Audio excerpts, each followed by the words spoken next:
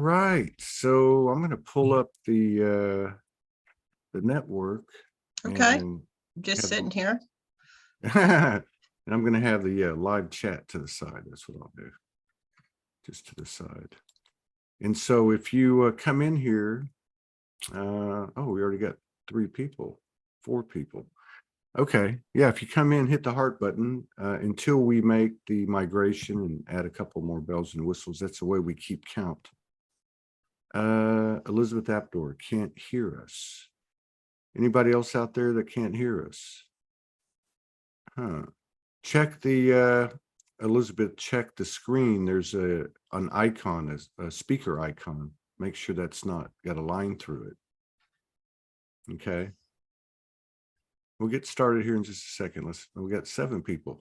Oh, we're starting to get more people when we right on. I can hear you. Thank you, Sarah. Okay, you fixed it, Elizabeth. All right. Okay, please hit the heart button. That's how we're keeping a head count. Thank you for your continued love and support and contributions to yourself in the name of this community, which is stepping away from the matrix constructs as energetically guided to do. Something I think that we're all being guided to do and led to. We have a special show today. Every show we have is sacred. Everything we do in this space is becoming more and more evident to me that it's sacred, because the times are sacred. And my personal understanding and a lot of this I obviously share and get through Morgan. Really, she kind of activates the intuition or connects the dots. I think a lot of you can relate to that with the way she writes. The 6, 7, 8, and 9 corridor is, my understanding, a huge window of opportunity to transform to infinite degrees. And of course, that ends on the energetic connotation of what we might call the day of resurrection, Sunday. But let me welcome Jill Woodworth. She's been on before. Very cool sister. She's doing some really interesting stuff and had a really interesting life, like so many of us. And if you haven't seen the first show we did at the end of last year, yeah, just query it on YouTube or Facebook. Soul Speaks 5D, and put her name in, and you can find the show that we did before. So welcome back. And Thanks, Todd. It's good to see you. You too. I'm happy to see you and connect with you. There's so much going on, and especially with since March the 10th, when we launched this thing, I have less and less cognitive retention, but I do remember your energy. And so we exchanged messages a couple of times since we met, or right before we met, and end of last year, mid-year. And but this time you had messaged me and said that you had something specific that you wanted to talk about, and we could talk about that. But I also like to talk about what's going on now. You know how that's how we roll here. Yes, So, I do. I don't necessarily have an agenda. Yeah. So. Well, I know you don't have an agenda, but I mean, if it was important enough, and if it's still important, because we also know that too, that, the truth that we have today, tomorrow there's a higher truth. And really, I think, in the moment, the spontaneity of it, which encourages the intuition and the telepathy, I think, speaks for itself. So I don't know how we start this one. I don't know either. Yeah, well, I just wanted to say thanks for having me on, and what you do on this platform. I joined your platform, and I get so much just from the people that I've met through being on that last podcast, and then listening to you and the people that you have on. It's just such a heart opening experience, listening, being on, and giving and holding space. What you do, I mean, what you did for me last time was a real activation, I have to tell you. Really? Yeah, like after we got done, a couple of things in my life kind of opened up. So just me releasing that story, my quote unquote story, I think that was the first time that I really kind of told it through for the most part publicly, and it was powerful. Wow. So thank you Wow. for, yeah. Well, I would just have to say, and not to be overly modest, it's not about that. I think we're stepping into a new power, and I think that it's going to be developing extremely quick, even quicker than we've experienced, such as that mad rush at the end of 2022. But I think, it's you joined your community. You shared on that show and activated people. Got it. And you were activated. It is mutual. There is no difference. And we are literally one beehive mind intelligence. So I accept that. And I welcome that. And, and I feel that it's reciprocated, and that's what we're doing. We're consciously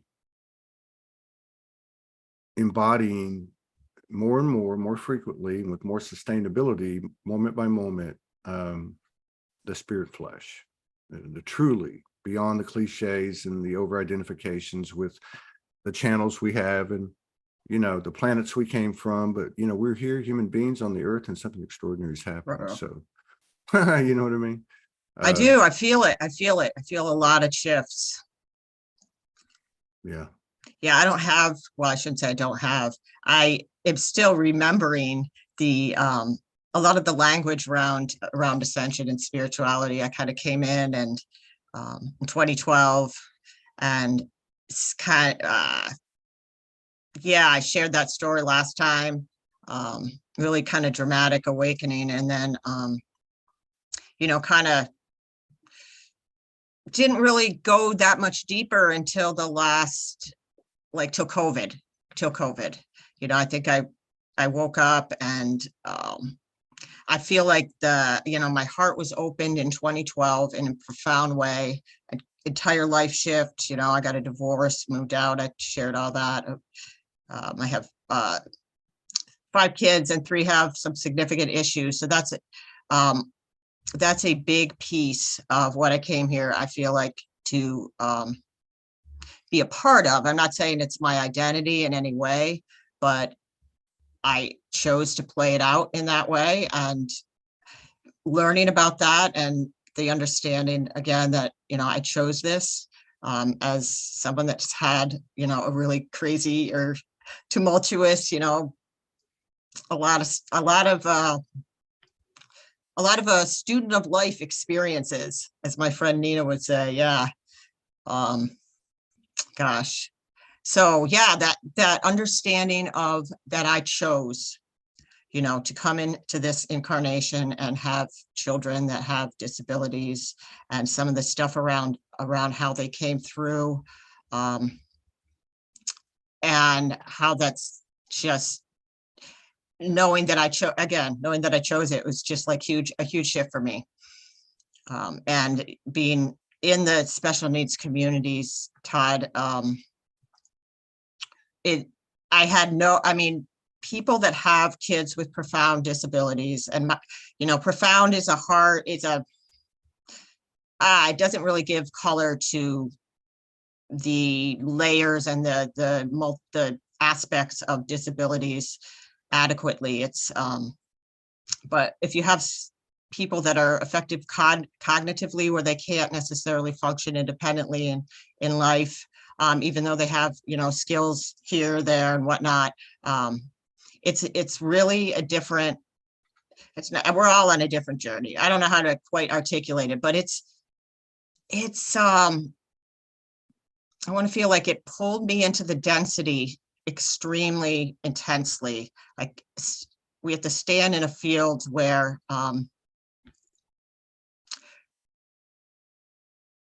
we're in the systems. I think that's one thing that I wanted to talk about with you, is the systems of domination and control. But I had no idea, that there was anything wrong with these systems for a long time. I thought that's just the way it was. And, not that it's, yeah, I feel like I'm all over the place, but You're good. yeah, coming into and realizing that a lot of what was happening with my kids and managing their care was just so crazy. And it was like using every last resource that I had emotionally, energetically, and really not having a lot of hope. I think a lot of parents, you know, they're looking for a cure. They're dangling this idea that we're going to find a cure for this condition, or we're going to find a cure for that condition, which is wonderful to seek a cure, but it really keeps you kind of dangling on the edge if you don't have that I'd say spiritual connection and higher understanding of what you're here to do, which is so important. And the souls that that choose to come in with these disabilities are just, to me, my teachers.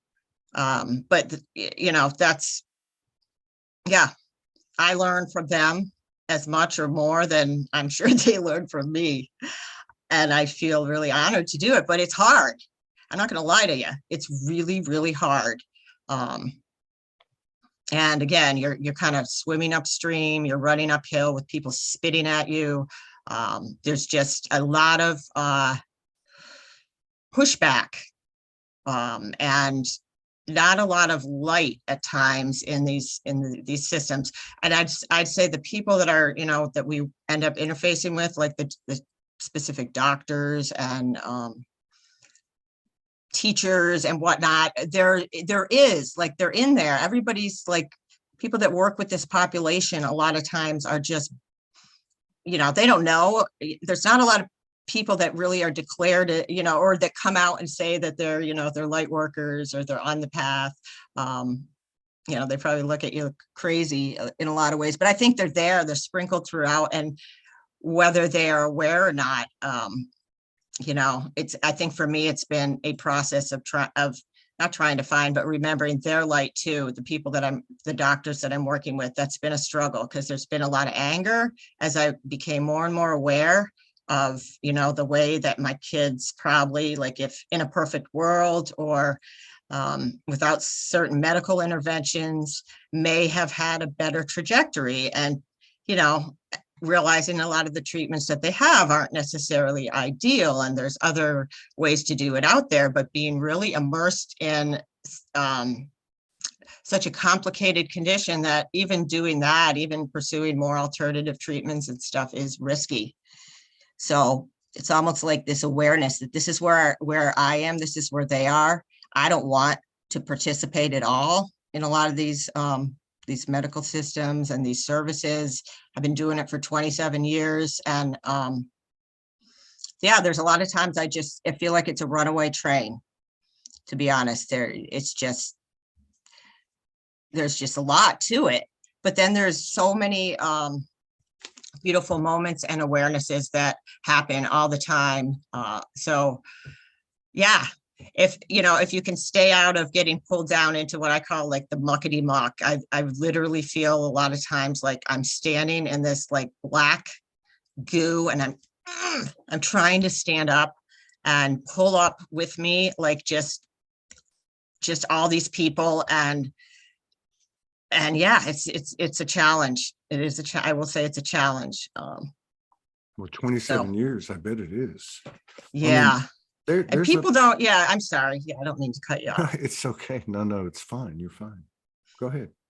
Yeah, people, I guess, people don't understand. People, it sounds so victim-y, but I do feel you're almost pushed into a level of victimhood to kind of work in the systems. And that's one thing that's like part of been my story, is I became so disillusioned, and I kind of lost myself, and then coming back around and having a lot of compassion for myself and what I was experiencing when I quote unquote lost myself, went into serious addiction, and really kind of thought I might lose my kids. And through that, oh gosh, I totally lost my train of thought. It's okay. Let's take a breath. Yeah. So I mean, it's an extraordinary story, even just with what you shared today, but, also, having the context of the first one, 27 years and three of your kids. 3 of them. Yeah. Yeah. So, it's such a, I don't want to say extreme, but it is, I think. Yeah, it's extreme. I was going to say an extreme representation, like a micro of what we're all sharing. So, for example, Yes. you have a structure that is the force, basically, the infrastructure, the standing operating procedures of the institutional construct that, that's the arena that you're talking about, which is really a copy of all of them. The consequences or the effects of the system on the individuals looks different, but there's still the extraction of energy through the extreme and unbridled emotions that it's generated. So that's really the way the whole realm is run until this time. And so this is really a great story. I mean, because look, you've got the construct, you've been in it, you've tried to work with it, it keeps spitting you out. And like all of us, the universe is pushing us into a complete detachment of what we know that makes us so uncomfortable, and we know it's not right, to what we don't know, which is requiring the best of us: faith, trust, love, courage, and the free will being exercised to the attunement of universal will in this transition we call ascension. So another part of your story is the people. Now, we'll get to what we would incorrectly refer to them as the patients. But the people that facilitate within that imbalanced and irregular, skewed, distorted system that may not know they're light workers, I think is what I hear you saying, they show up. Exactly. I don't think people step into that arena. If they do, I would believe that they're the vast minority. And I don't think you can say that for every industry, but I don't believe that you get into that industry or that leg of it, that specialization of it, unless you don't go there because it's an easy job. You know what I mean? Now, you might have some egomaniacs that are institutional or career oriented and don't really give a F, but I would think, the people that are interfacing with the parents, with the, and Yeah. I would imagine too, that they probably go through the whole gamut of emotions that you have, which is, pure compassion to pure frustration, and what did you say? Oh, almost like where's the light in this thing? Now, the last part to me is like your children. And I'm not to skip over the parents or any of the loved ones associated with it. They have to witness or be a part of it.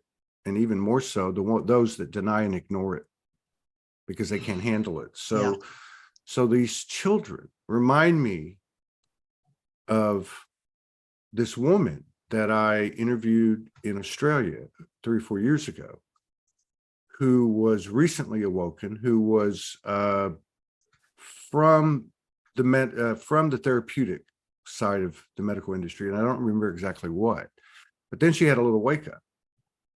So her mission at the time, and she was just getting started like 6 months into it, was working directly with sex trafficking victims. So I said to her, what are they like?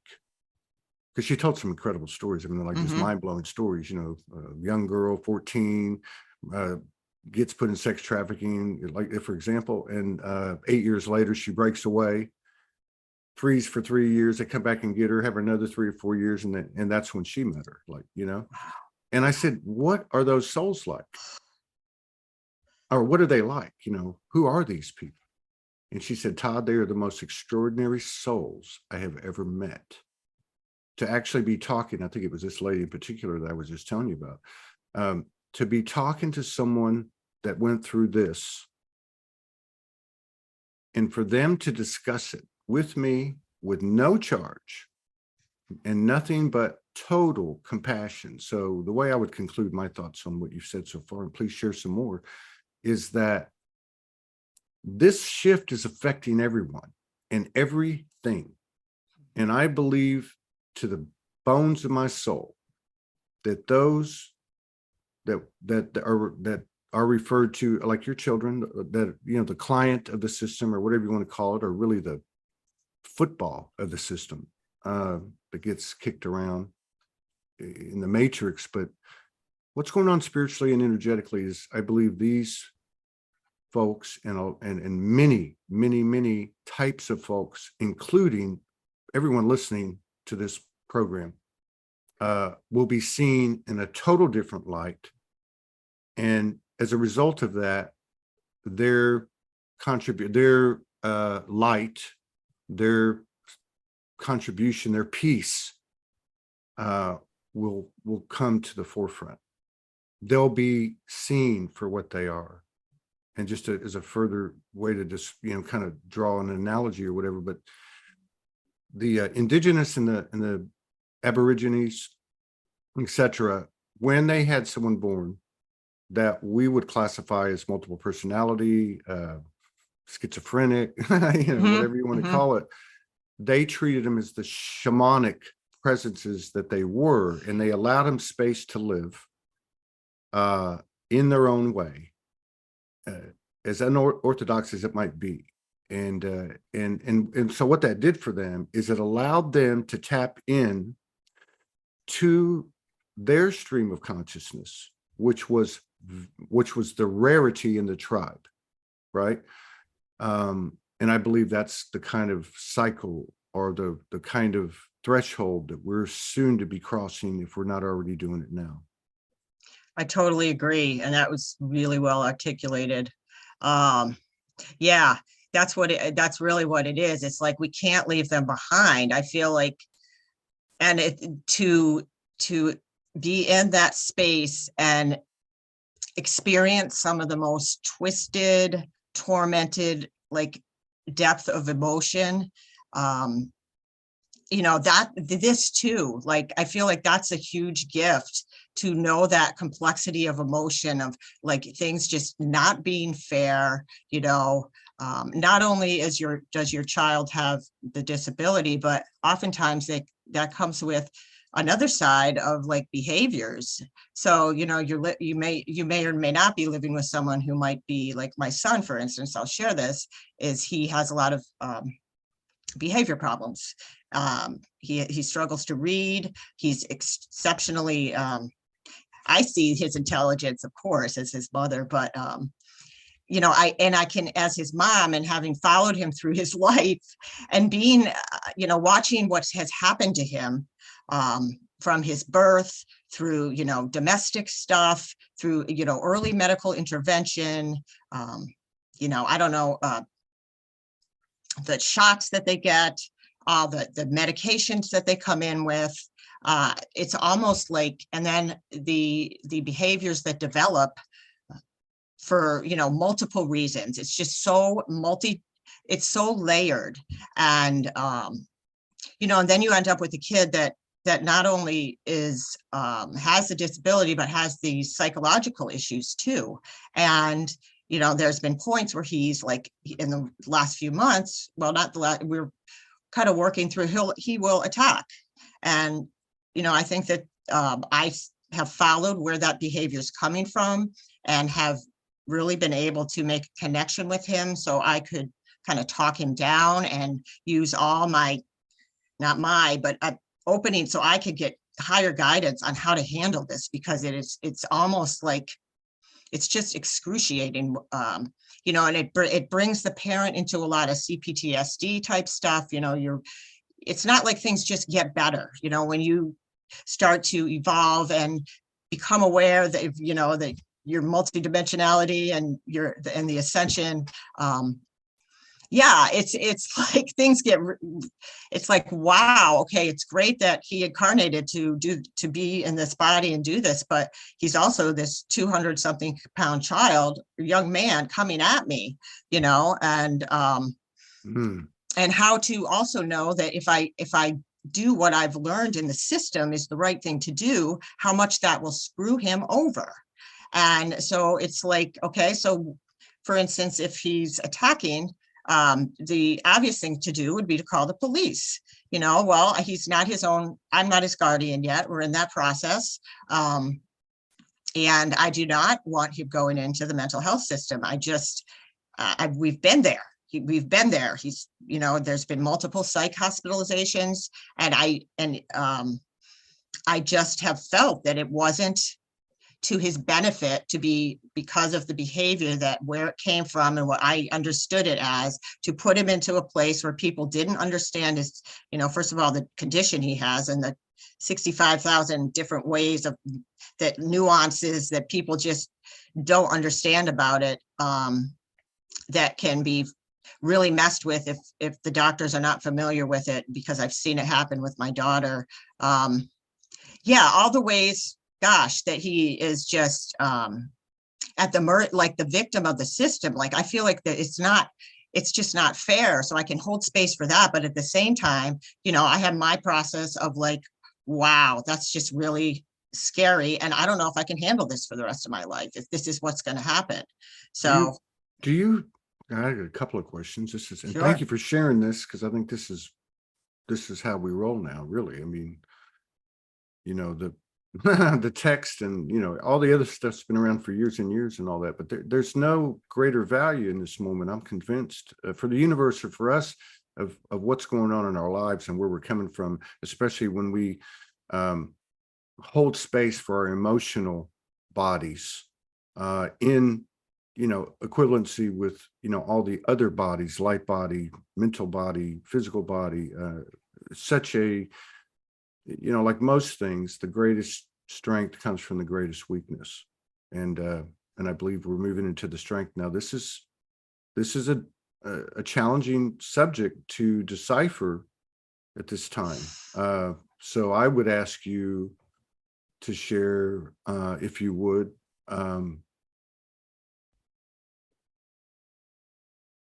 you mentioned spiritual guidance.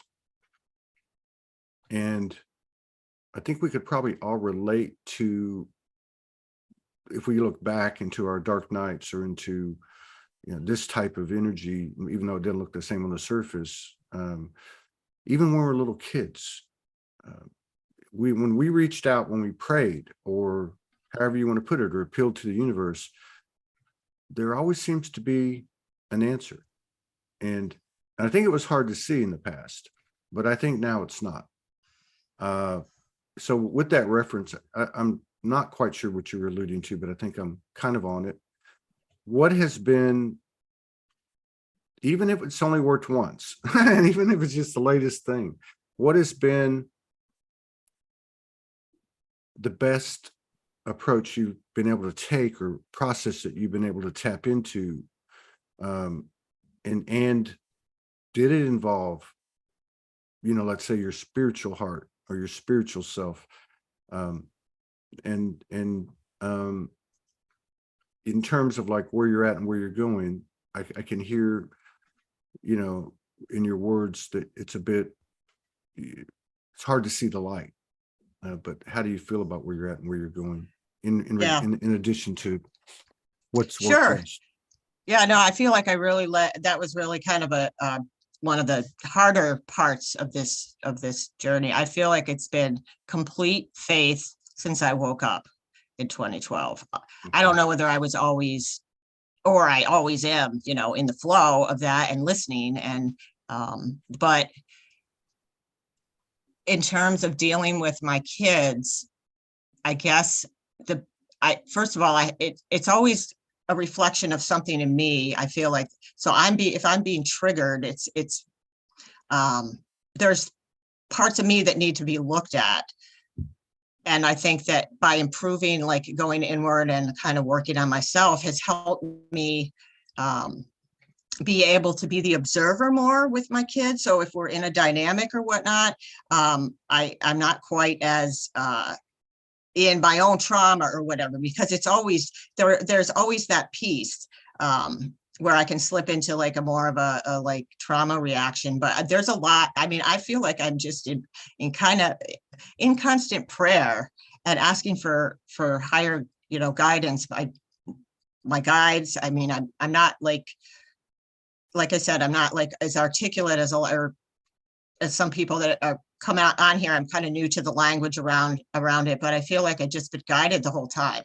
And what that might look like and how I best work with particularly my son is it's totally from the heart.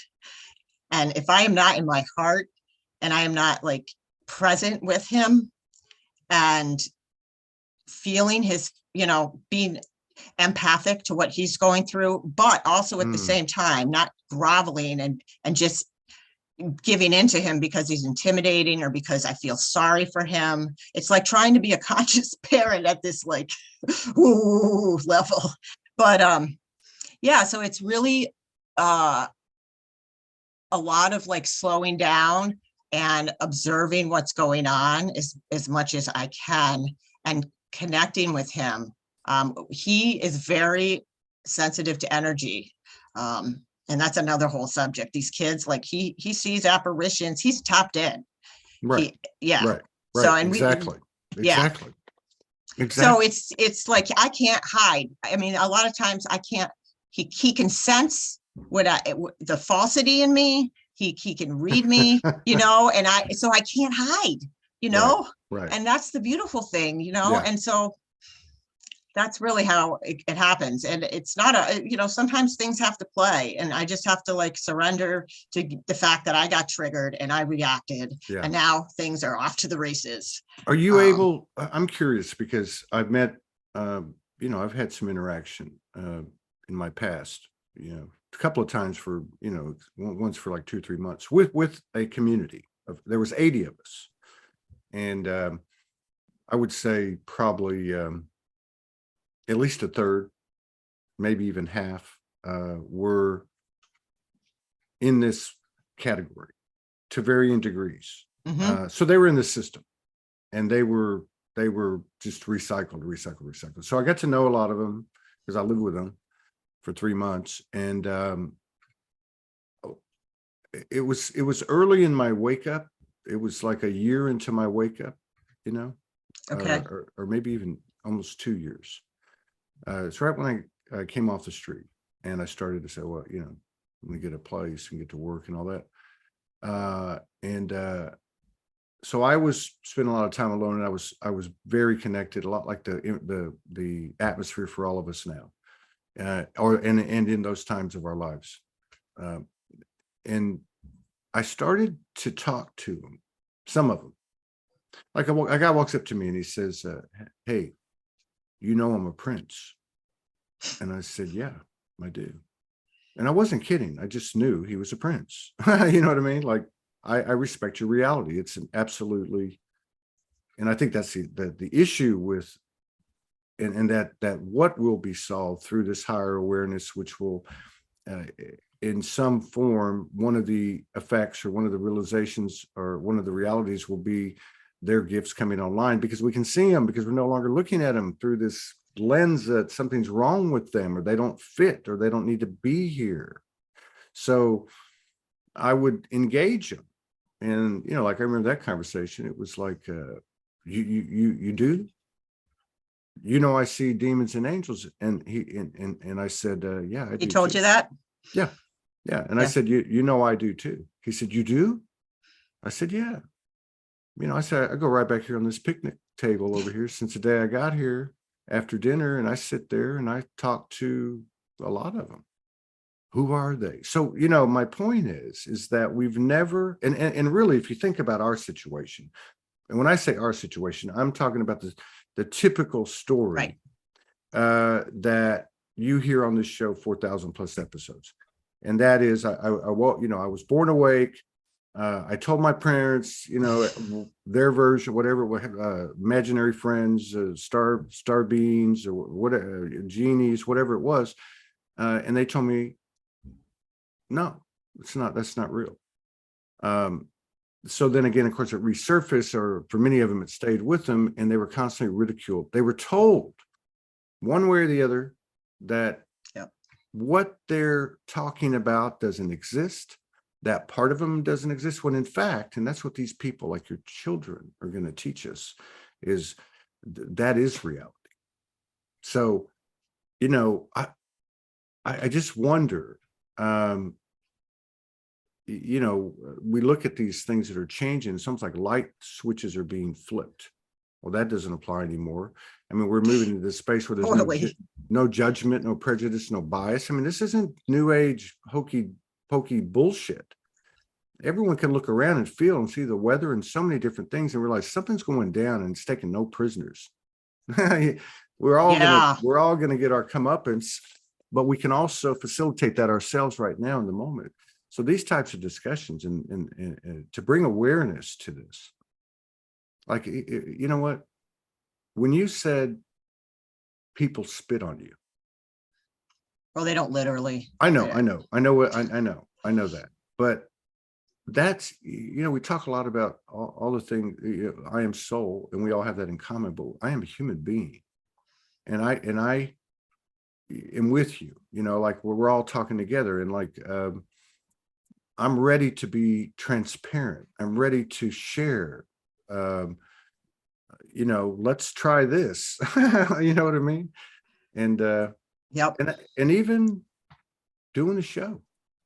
You know, if one of your children wanted to come on and, Oh gosh. you know, Yeah, have my a son might. conversation, you know, and just have a conversation. It wouldn't be like any other conversation we ever had before. Nope. Nope. And with the power of the group and the power of telepathy and collaboration, intuition, we would find a way to have a conversation. And that conversation, I would bet you, and it wouldn't come from me, it'd come from him. It would be full of code. Oh yeah. Yeah, that would be really cool. Yeah, he's a big history buff. I mean, yeah, like you said, we're missing huge swaths of people, because we've defined things with this external, like, as you just have articulated, and what everything's like the walls are falling down. And I feel like, yeah, and yeah, I don't know. It's hard to explain, I think, unless you've had like direct experience. Well, not necessarily, but overall, like like you said, you lived in a situation where, you know, you're around somebody with those challenges, and Well, you learn something. You learn do. something. You learn. I learned that on the streets. You know, I learned to meet people, and those people who were the outcast, you know, to a greater extent than we are, as light workers at Starseeds, Yeah, right? for sure. For sure. But you also, I mean, you could walk up on somebody who was so peculiar and strange, yet have a conversation with them and realize how small your thoughts were before you walked up to this person. Morgan and I were in Kauai for 10 months, and a small little town called Kapa'a is at the bottom of the mountain where we live. Okay. And in one street, you know, just a little sleepy, little beautiful little village. And we would go through there to go home, you know, if we went out. And one night we were driving, and there was a very, very heavy set black lady at the bus stop in a wheelchair with an umbrella over her head, you know, big umbrella, and a whole bunch of bags and stuff. And we stopped and talked to her. And the world would tell you she was crazy. And even Morgan and I looked at each other, and we said, some of what she's talking about sounds pretty wild. You know what I mean? Like, I don't know, man. You know what I mean? I mean, there's some pretty wild stuff, but I will tell you this, the pure, like it was just like like the pure delivery. Like, she would be talking, and then she would just spin and look you right in the eye, and she would just tell you, like, it was like listening to a prophet from the Bible. You know? Yeah. She'd look right at you, and it wasn't just the words, it was everything. And it was amazing. So was she crazy? You know, this woman was in a wheelchair, used baby wipes and a porta potty, and lived there in the street. Wow. and didn't have anything but a smile on her face. And I tell you, it was the biggest smile we'd ever seen. Wow. And you know, just to conclude that story, we drove by a few more times, and we asked her what she wanted, so we would bring her like tuna and baby wipes, different things that she would use. And one night we drove by, and there was police tape around the bus stop, and her wheelchair was laying down sideways. And so I'm sure she transitioned, but I know that 10 months we spent in Kauai was full of activations and higher, you know, arranged happenings or whatever you want to call it. And I believe that was one of them. But anyway, my point being that, you know, it's amazing that you can take a moment and truly be present and open, you know, and this is, I feel like, what's happening to all of us, where you're not entering the space in judgment, prejudgment. You're allowing and accepting, and you're looking and listening for the code that they offer, that only they offer, right? And I believe that people like your children and it like you, because I would imagine that's a whole other let's just say initiative, parents of these children, right? Yeah. Who are dealing with a different program that they're deconstructing and transforming. Exactly. I mean, so much going on here. But yeah, this is an amazing subject. So where are you at with this? Where where am you, I at? how do you, even if you feel like today, because you know, like, hey, I don't know how I'm going to do this. I mean, is that where you're at? And I could understand that. No, not necessarily. I will say, I do struggle with that feeling sometimes, but you know, I observe it, and I realize that I've gotten through. I feel like I've been surrounded by angels. I've gotten through everything. You know, I've just things. I'm not saying hasn't been, it's been really incredibly challenging, and it still is, but I have a lot of faith. And for me, it's really staying in the day. You know, I don't make a lot of future plans. To talking about the future is overwhelming to me. You know, playing out timelines with what's available in terms of like when I leave the planet for my offspring, you know, but still consistently working to advocate for them. And in that way, I did want to share a little story when you were mentioning that about the woman that you saw in Hawaii, if you don't mind. That Yeah, of course. Yeah, so I was with my daughter this past weekend, and it's funny, before like I came on your show last time, I felt like a bunch of stuff happened that kind of prepared me in some ways. Like, it wasn't just like, oh, I'm going on Soulogy and la-di-da, you know, no big deal. It's like this something kind of shifted me to prepare me. And the same thing kind of happened this time. There's several incidents that happened, but one was I was with my daughter, and you know, she gets Social Security. So I had to make some change. I'm her rep payee, which is the person that manages the funds. And that's the amount, you know, she gets the money every month. And my ex was paying child support, but she got too old for that. And he paid it for a long time, but he cut it off. So I had to make this change to her Social Security. And so for a long time, I don't know how much you know about the SSA, but my mother worked for him. Both of my parents are bureaucrats. My mother worked for the Social Security Department for 9 years, so I'm pretty familiar with some of the ins and outs of it. Anyways, we were out for a bunch of. It took a long time to get the funds back, so we finally got the funds back, and so we went out on a little shopping spree, and I took her to get her nails done, and she's on the spectrum. That's really not her main diagnosis. Is tuberous sclerosis complex, which is the name of the condition. But autism is kind of a piece of it for her. And so we go to get the nails done, and you know, she lives in a group home, so I'm not with her all the time. And I used to be with her 24/7 up till she turned 21. And I've forgotten, you know, her dynamics, her social dynamics. So we're out there, and she goes and she finds she's an amazing person, but she goes and she finds the nail person, and she asks, you know, we set it up, and she's sitting there, and every few seconds, you know, she's interjecting with the person that's doing the nails, or she's she's making a comment or she's saying thank you. You know, it's like constant, you know, do. And I'm listening because I'm always like listening for when the other person starts to get annoyed, and like holding kind of like up above in that conversation, like, how is this going to go down? How is she going to respond to her energy? Because, you know, that's a long time to sit there with your nails. And you know, so I'm kind of holding space for this woman's experience, as well as my daughter's, wanting her to really get what she wants and whatnot. And I could feel her tension a little bit, like she was figuring it out, like this, you know, because you wouldn't know to look at her really unless you talked to her for a little while, that there's, you know, that she was this extraordinary soul. So anyway, so I'm listening and I can feel the tension a little bit, and I'm like, oh boy, you know, I'm not going to say anything. You know, she's 27. I'm certainly not going to step in and say anything. So the woman comes over to me.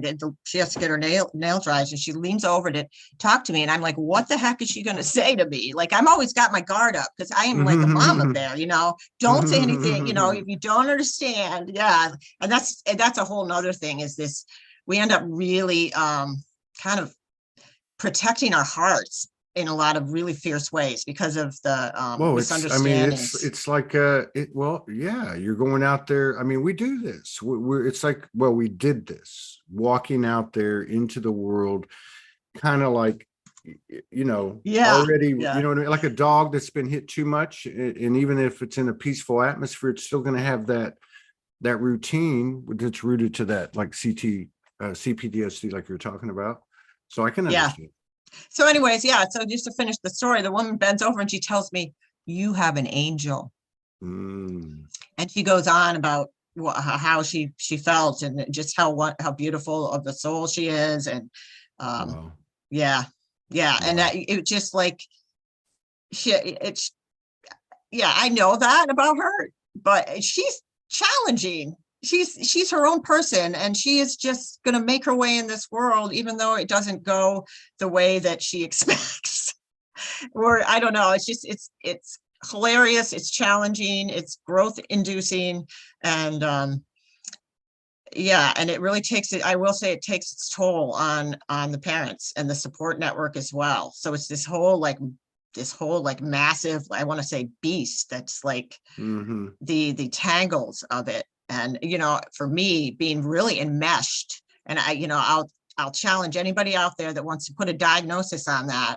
I think that's one thing where I'm like, ooh, you know, I could probably have had a million diagnoses on the ways that I've tried to, you know, be there for my kids, and really kind of gone against like what the traditional path would have been in life anyways. And then to be there around energetically, sacrifice, not, you know, having a full-time career or anything.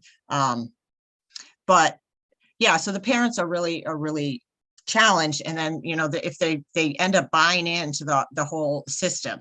So because, you know, like I probably shared before, when your kid is seizing or whatever, you know, you're looking, the medications is really the only way that they manage stuff. So anyways, this is, I had a point to that.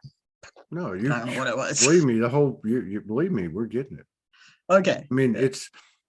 I mean, look, this that we've all come into, that we're all adding a piece to the pie, and this is a big piece of the pie. Everyone's got their, you call it purposes, missions, and it's not just singular. So like there's a team like your children, there's a team like you, parents of these children, and there's another team that are the facilitators inside these matrix. Doctors and you know what I mean?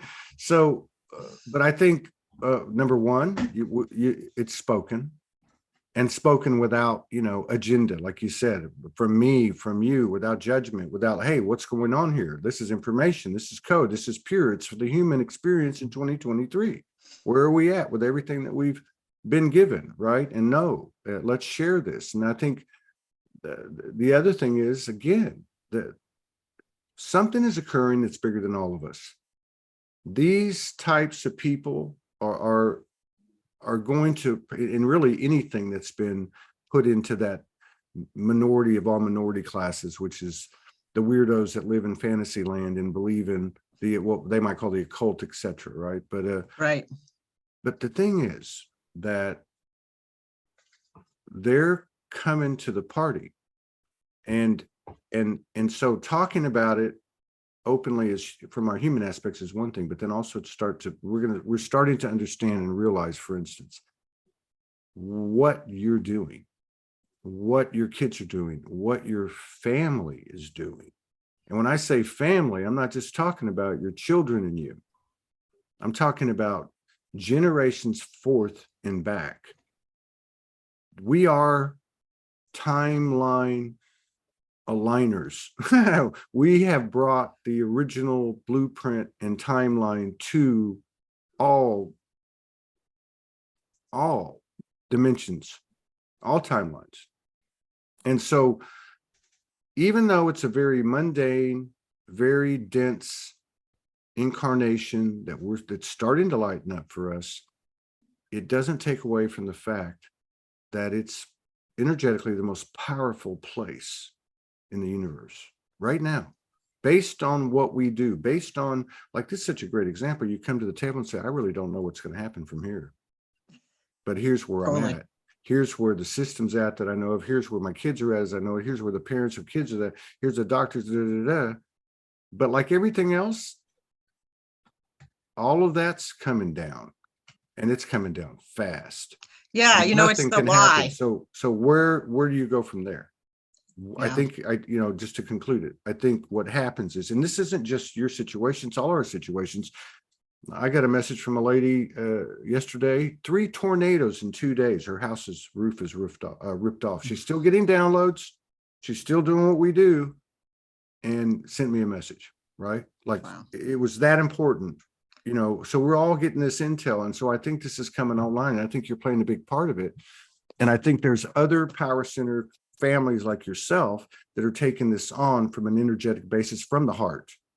That's what they're doing. That's what we're all doing. And even though it doesn't make sense, we're going to go, let's 12 of us, parents of these children, and 24 of these children, there's 36 of us. Let's all hold this thought from our heart, and then the whole thing. No, it's not like that. It is like that up there, and down here we're getting the message. So it's us approaching it or appraising it or contemplating it from the heart, and certainly thinking and speaking and acting from the heart. And the world will tell us this is irrational, atypical, irrelevant, but you know what? It's the only fucking way we haven't tried. So let's do it. Exactly. I'm right with you. Yeah, I think it's more and more apparent to me that, like, I want to say we're lying, and I don't know whether that's like the systems. It's just they're built on in a lot of ways not half truths about who we are, as what we're here. It's just trying to get a better example. You're good. Like, for instance, one thing that I feel strongly about, and I don't know how much I can say on here, but you can say whatever you want. We're independent now. Okay. Okay. So you can drop F-bombs. You can talk about COVID. You can talk about whatever you want to. Okay. It's a little about COVID. Oh yeah. I think that, like, what I started to become aware of was, like, the truth, in the truther movement, there were people, and this is part of when I was doing my podcast, that I was guided to find people that were outside the systems, that were using more alternative tools to help their special needs kids. Like, for instance, cannabis. I think I talked to you about that. Yes. Yes. Some just amazing people, and understanding, the endocannabinoid system, and with autism. And so, I'm jumping into that and trying that with my kids, but the condition they have is so complicated. It was just too complicated. I had to go back into the system. We still do use cannabis, and I never give up hope that they could get off their meds or whatever, and at some point reduce the med load. But it's like I've been told, for instance, the vaccines are there's just such a lot of programming around them. And what really infuriates me is the fact that there is no, like, a kid's born with a disability and they're immediately injecting them full of stuff. And there's no studies, or there's no baseline. There are studies with kids that haven't been vaccinated, and then comparing their outcomes. There has been some studies, of course, the doctors that did them was like banned, and it's life, so, but there's none on these people that have this condition because they've never ever questioned it. But are we exacerbating these rare diseases and whatnot with these medical interventions? And the family history with my family, or my ex's family, and his presentation of the same condition, because it's a genetic condition, was much less. He didn't have the same vaccine Yeah. schedule. The Yeah. foods weren't as toxic. We weren't as bombarded by this, and that's all. I think we could all kind of agree or say, like, but it's like nobody wants to talk about like the things that we're doing, just like without thinking. Like, I feel like we need to back out like even the doctors, they're giving these, you dare question it, it's like your head spins around. Yeah, like well, I mean, yeah, I mean, this is, and I don't want to go down that rabbit hole too far, but I just did want to bring that up, that like, I think it's something that I feel called to speak on a little bit, just because, I went back, my kids had, like, every time they'd have a set of vaccines, there'd be a lot of seizures or whatnot, or their behaviors. And, yeah. And then, but there's no way to tease that out because they're on 65 different medications. And, yeah, so it's I think there's no question. And again, to keep everything in perspective and to understand, or to at least be open to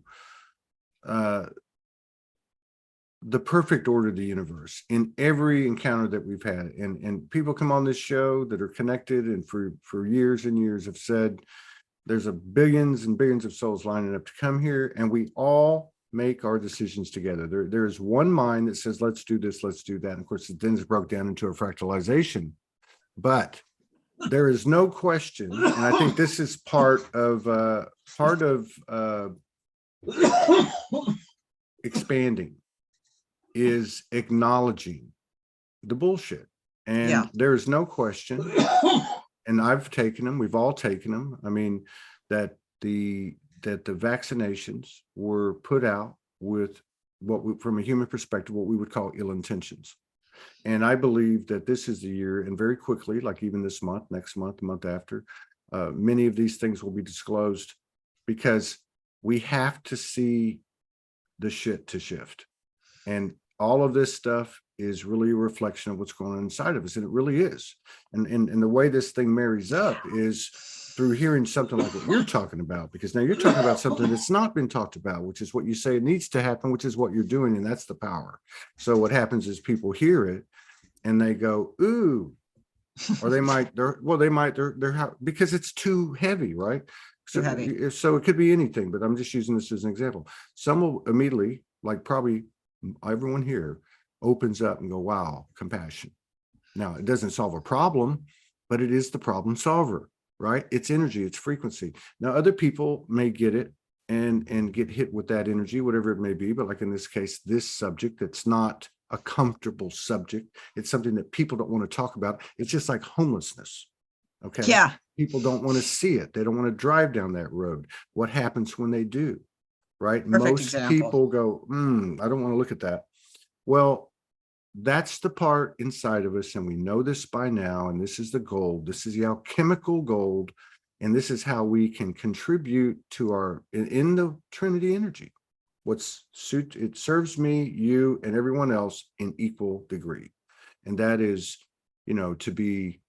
to recognize that what's making us uncomfortable is truly right here. And it's way beyond what we heard. Oh, it's go within, go within. Yeah, I get that. But really take responsibility. You want to heal your children? This is how you do it. I want to heal your children. This is my contribution. My contribution is, Todd, how do you feel right now? I'm actually tingling everywhere because I feel like there's some major, you've brought some major activating coding to the table. But if it makes me feel like, like say with a homeless person, it chaps my ass to hear, I grew up playing basketball. I love basketball. Michael Jordan, best Yeah. basketball player of the generation. Oh, yeah. But it chaps my fucking ass to hear him say, him and another dude walking down the street, and the other dude's telling the story and says, hey, there's a homeless person. The other dude hands him $5. And then Jordan says, why would you do that? He can go get a job flipping burgers. Now, I'm not knocking him.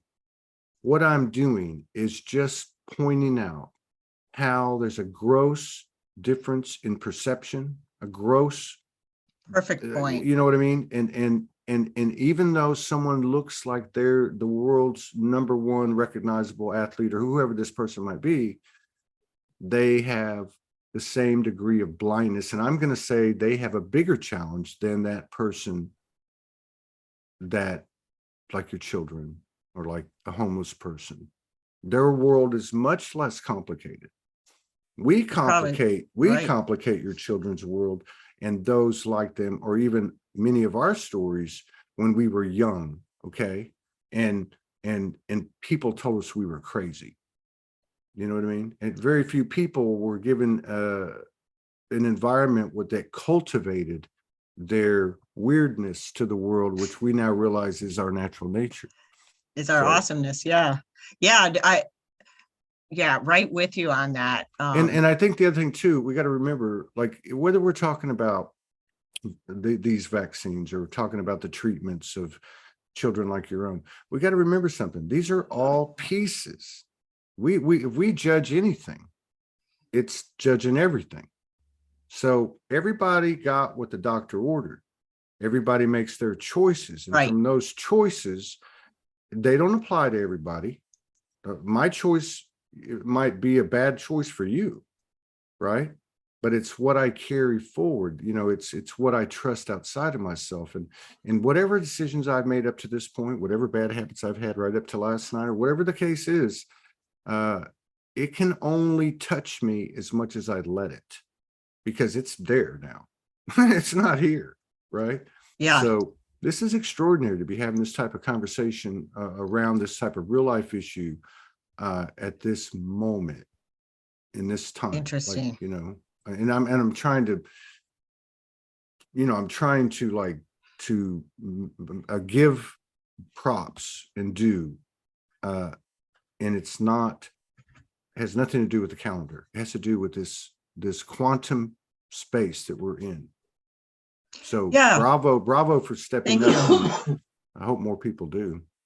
Yeah, I love what you said about like the percent too, about it might be easier for, those that have the disability or whatever to be, they're not having the same experience that we project onto them a lot of times. I think as a parent, you grow up a certain way, you think that, that's going to be the way it is for your kids. And so everything is measured by what you experience, when really they're here, they chose to be here, and they're not having the same experience. And you don't have to always look at it as something that's like, oh, I can't give them what I got in my childhood or whatever. I can't create this place for them that looks like the white picket fence life, and being okay with that. Like, okay, well, they're on a different path. I think, there's such a pull out of ourselves, and I think for the special needs support network, it's like, there's no way you're ever gonna really, well, unless you have a lot of money, ever have any kind of a typical life. It's gonna be off the rails if you want to really admit it. I mean, you got to remember, we're talking about what, the 60s. In the 60s, Rosemary Kennedy of the Kennedy family, right? The daughter that was born disabled, yes, got a fucking lobotomy. The okay, 60s. so yeah, so right. I mean, so there's huge progress. Oh, well, yeah, but absolutely, but I think that all of these things on the surface are just showing us what's there. And there's really only one thing there. It's not so much the acts, it's how we react to the acts. So we start to develop these prejudices and biases and fears. So we worry about our child when the reality is we're sending out that signal You know what I mean? We're Exactly. quantum dot projectors, so we're sending out that signal. Now, it's not hard. It's not an easy thing not to do it. I'm not saying that, you know, I'm a yogi, you're a yogi, we walk on water. What I'm trying to say is this is the code that we write. The code that we write is step by step, transforming the habits, behaviors, and patterns, right?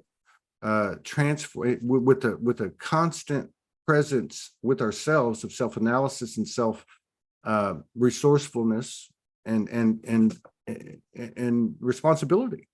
So this is the kind of stuff, you know, this is where you know, I believe that we're getting to as we all try to figure this out, is how do we make these changes? And I believe that we're coming to the point where we realize it's coming from right here. If I can start to look at this and say, okay, for instance, say maybe my son's got a new nurse and everything looks copacetic, everything looks really cool. Wow. Or like the lady that did the nails for your daughter, you have that kind of energy. It's there. And I believe that it's thriving.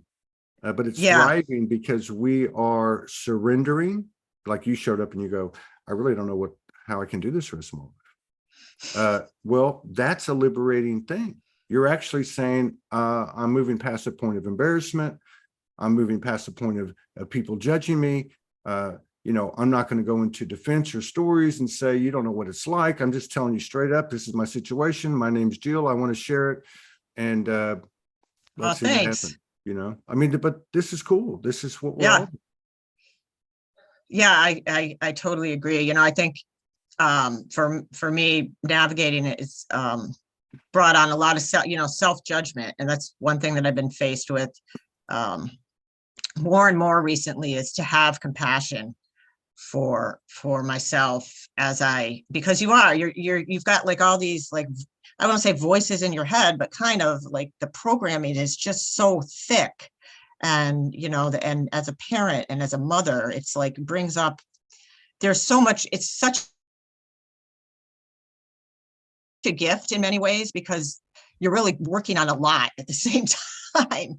And so, but yeah, just having, you know, I think we're so hard on ourselves, and we've got our back up against the wall all the time, and just sitting in compassion and continually telling myself, you know, you're okay, you know, keep going.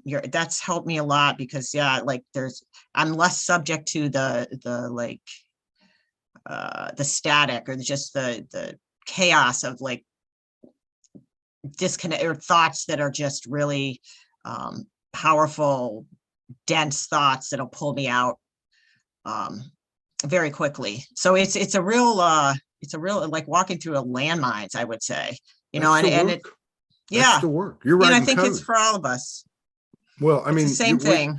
You would think that the code that we're creating is, oh, we went into this system and we you know, dissected it and rebuilt it with you know, like from a linear level, but it's not. It's what you're talking about. It's you're right. The code. Okay, for instance, as an example, the parents of these children, like you, that are that team on the earth. It's not about reforming that system.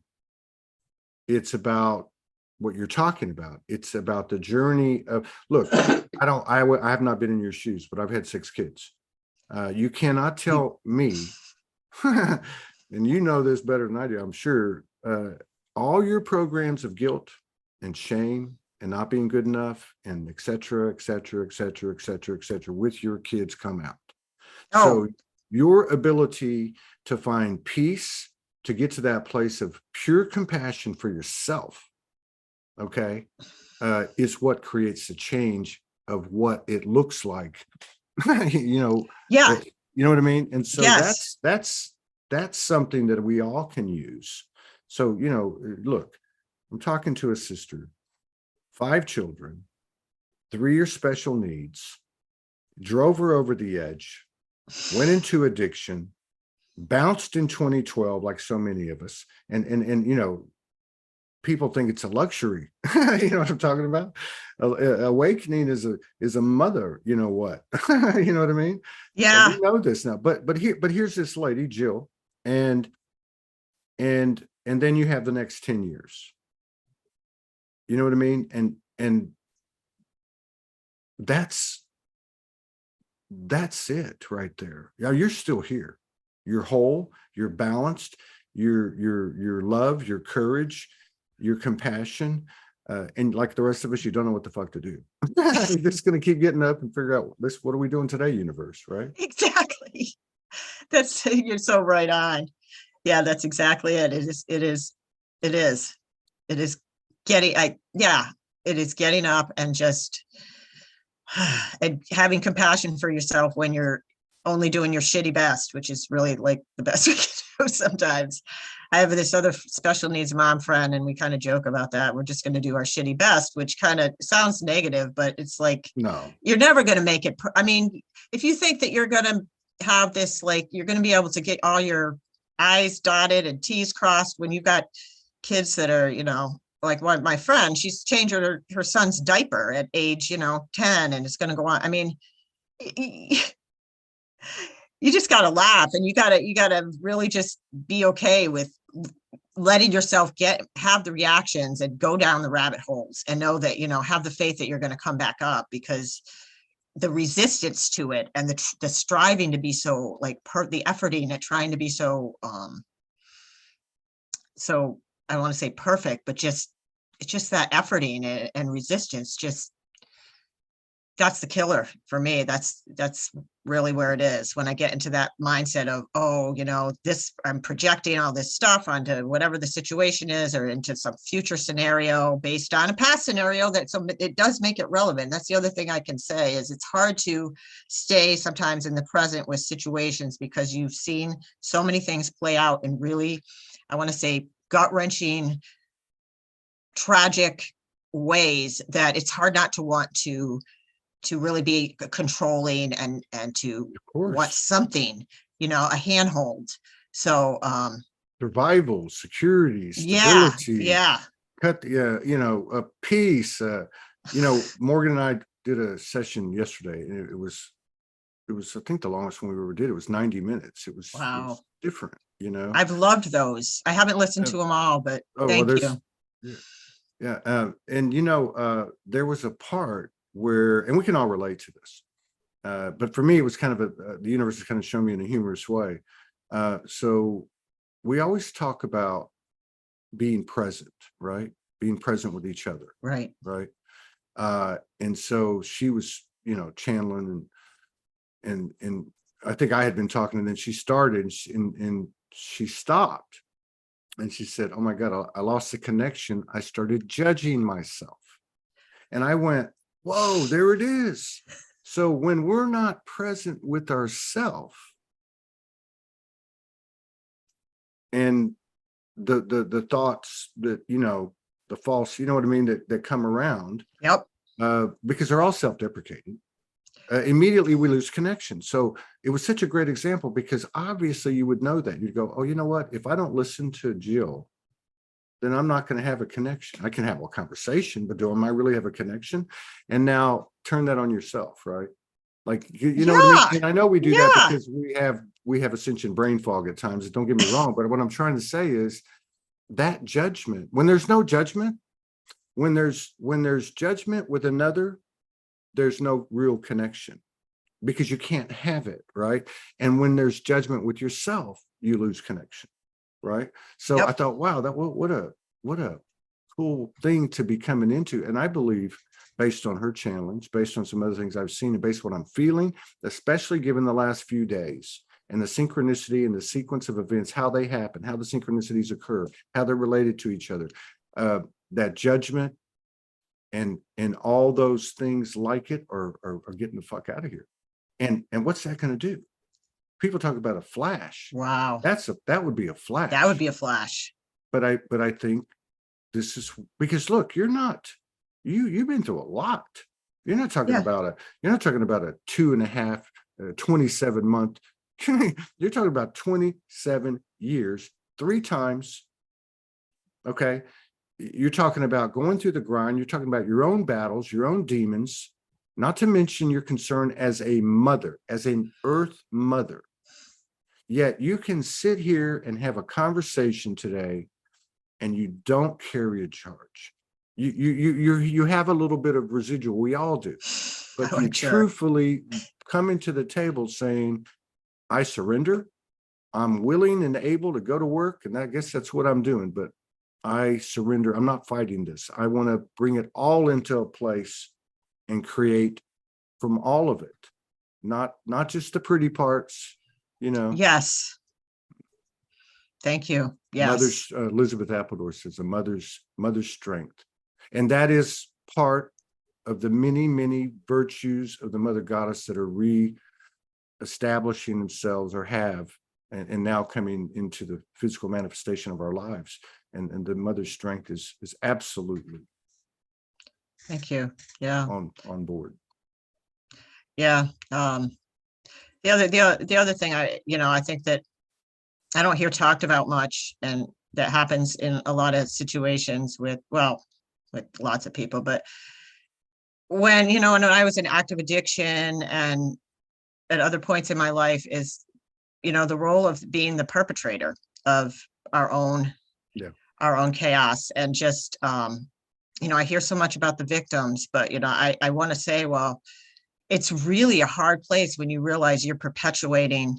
I mean, and we all perpetuate, but it's just to talk about that like, I knew, of course it's all part of the plan, and I don't have no looking back and no regrets, but it is hard to sit with that. I perpetuated these situations, and I still will catch myself perpetuating, and having compassion for that. I think it's easy. The victim mentality is so insidious. It's all just easy to slip in. It's all, like you said, it's all the judgment, but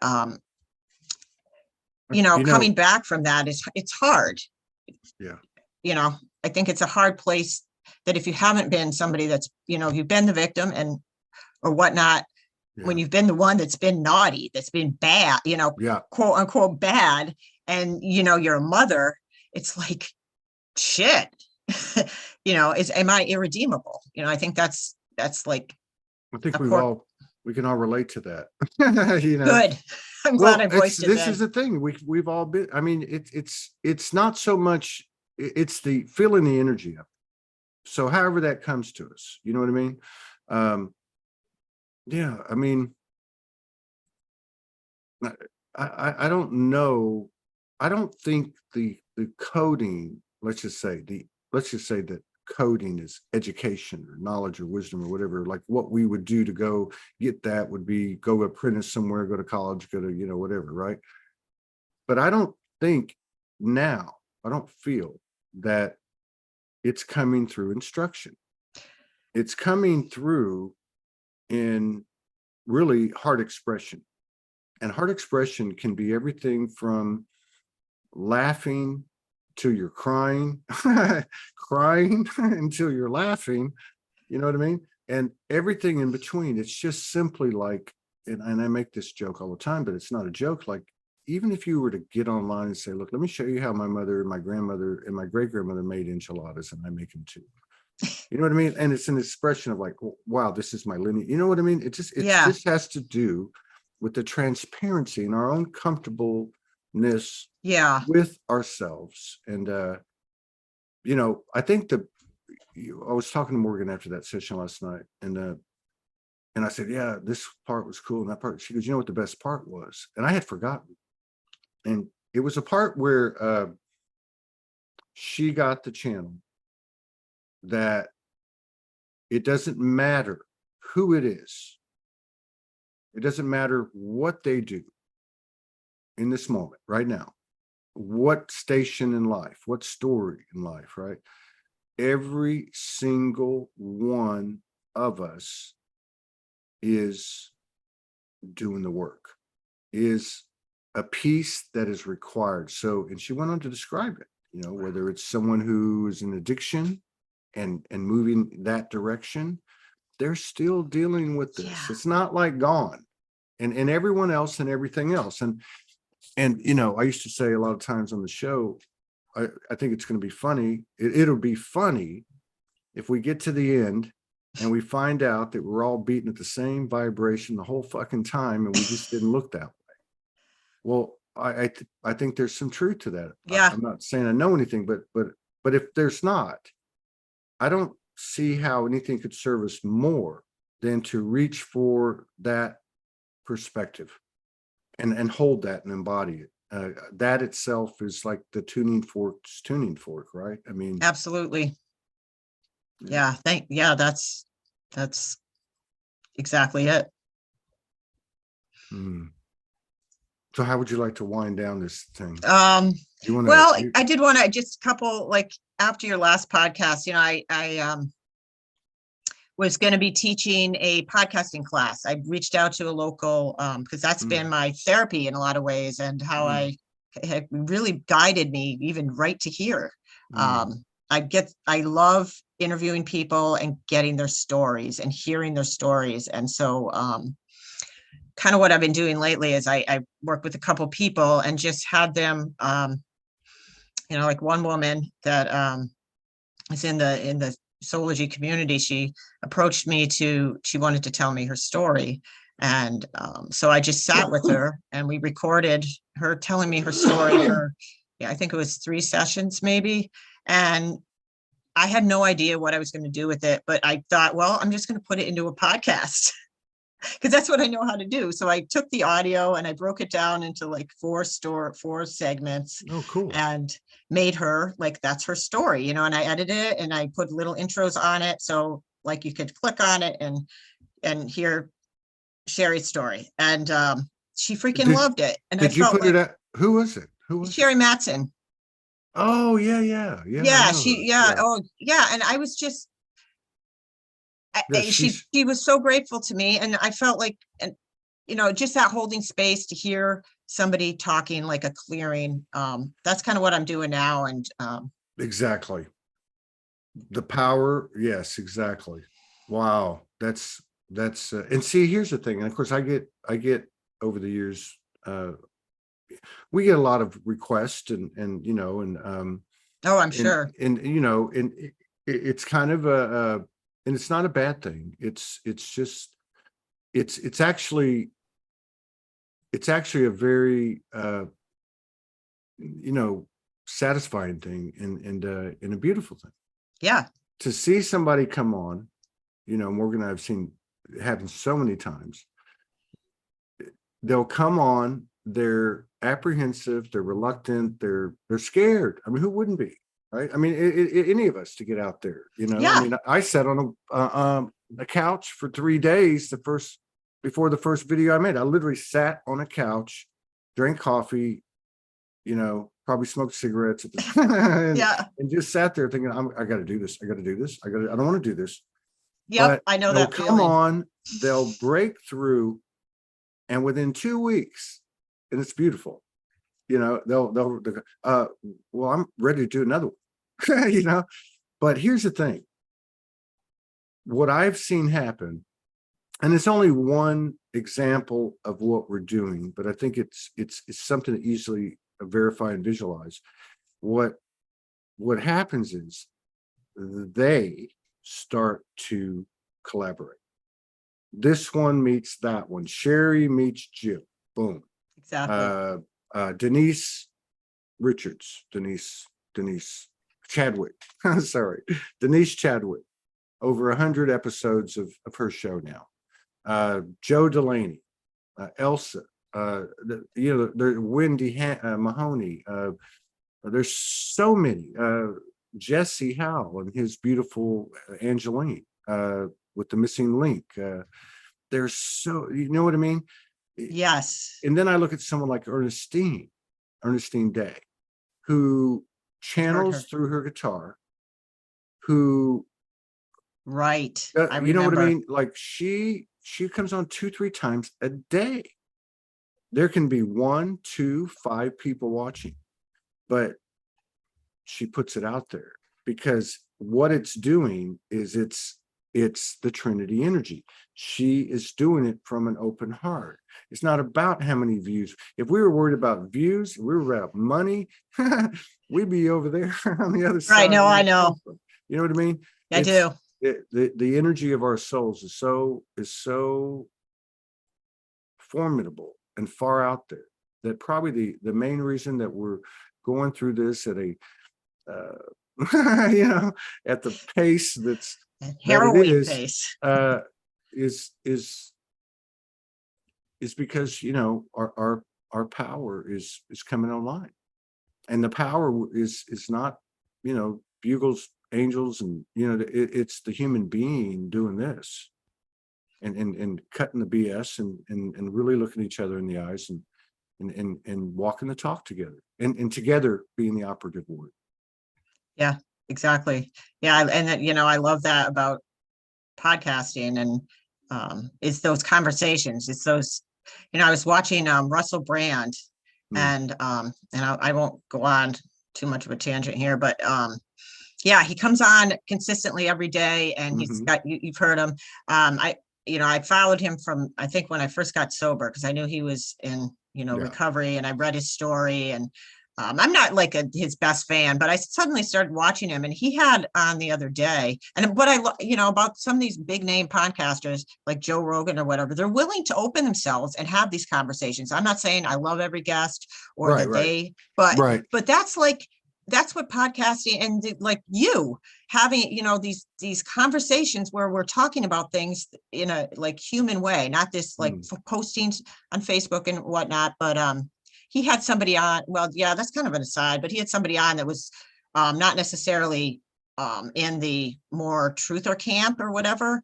And I was watching the chat, and I could not believe just like how it got lit up with just so much, like there's still so much resistance to hearing other people's. And what she was saying, this woman, it was Marianne Williamson. What she was saying was she was making some really great points, but people were just like, get her off, get her off, get her off. And I was just sitting there like, wow, we got a long way to go. Well, but I mean, that's okay. But at least we're seeing it. And he's having these conversations and talking about this in public. So what do you and your friends call it? The what? The what shit, or the shit what? The shitty best. The shitty best. We got to do our shitty best. Yeah. So the my friend Tanya, if she ever watches the shitty this. worst has to come out so we can do our shitty best. Exactly. Right? I mean, but and I think too, look, everyone knows we got pushed. We got pushed energetically in the best of ways to come and build all of our community here and network and etc. I firmly believe that those constructs are going to fold very quickly. I hold them in the highest. We hold them in the highest. We wouldn't. They're part of our lineage. They're part of our life. They're so regardless of conspiracy, whatever. But I don't watch a lot of people. I touch a lot of shows because I want to get the energy and pick up things and nuances. I'm very sensitive to it. I could not watch him for a long time because of his delivery. It was too loud for me. I felt like an empath walking in a mall of 1,000 people. Totally, I can't watch it. But I will tell you. But I will tell you, I have been watching him more. And what he's doing energetically is impressive. Now, because what he's doing, I would bet you that most of the people in that chat were bots or people that. Well, yeah, because Marianne Williamson's political, and he is a political threat. So, I mean, Marianne Williamson is going to run for president again. Right. So, that's what she's talking about. They're certainly going to keep the light worker threads down. You know what I mean? But yeah, I think this has been a great 90 minutes. I just want to. I know you got to go. Well, but yeah, if anybody wants to work on a podcast or whatever, my Linktree, I'll put it in the comments. That's really what I'm working off right now. You can reach out. Well, okay. So whatever you're, I would do this. I would go to, let me think how we can do this right now. Well, I think the best thing to do would be to put it into the Soulogy group. Okay. What you're trying to do. Sure. And maybe have a video accompanying it, like a little live with the phone. Hey, here's what I'm trying to do. Hey, this is what I would do. I would get the text, put it in the subject, click live instead of photo, go live. The text will be there and say, hey guys, here's 3 minutes. I'm tell you what I'm trying to do, and boom, boom, boom, boom, boom, boom. I think Okay. that's a pretty good vehicle that's worked for us over the years. Sounds good. And then when we open this thing up later this month and everybody starts building their own universe, then obviously you can Put it there. really put it out there. Yeah. And I'll Okay. try to get on and do another demo, maybe tonight or tomorrow or this weekend. A little bit more talk about that, showing people that what we're about to unveil. So, but thank Awesome. you so much. Thank you, Todd. I really appreciate it. All blessings to you and your beautiful children. Thank you Oh, for thanks. your service to humanity. Don't underestimate the power of one unique and equal soul, especially your own, Jill Woodworth. Thank you. Take care. You too. Be back in an hour and a half.